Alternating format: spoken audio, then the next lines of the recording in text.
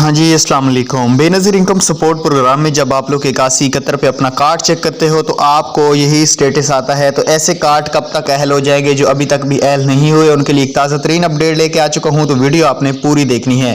इस पोर्टल का लिंक भी आपको डिस्क्रिप्शन में दिया जाएगा। आपने वहाँ से यहाँ पे CNIC लगाना है, तस्वीर में दिया गया कोड और यहाँ पे लिखना है और इस पर टिक करना है तो आपकी अहलियत आ जाएगी। कैसे आएगी, चले मैं एक कार्ड लगा के आपको चेक करवा देता हूँ।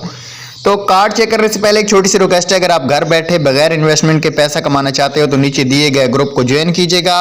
बर वक्त बगैर इन्वेस्टमेंट के आप पैसे कमा सकते हो। यहाँ पे अब आपको ये वाला कोड लगाना है जो आपको स्क्रीन पे दिखाई दे रहा है। अभी तक भी कुछ लोगों को पता नहीं चलता कि ये पोर्टल है क्या। BSP का ये ऑफिशियल पोर्टल है।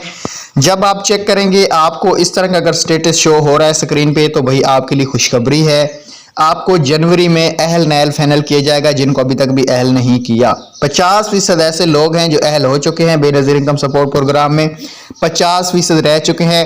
ये जिनका भी स्टेटस आ रहा है उनका पहला मरहला कंप्लीट हो चुका है, जांच पड़ताल वाला।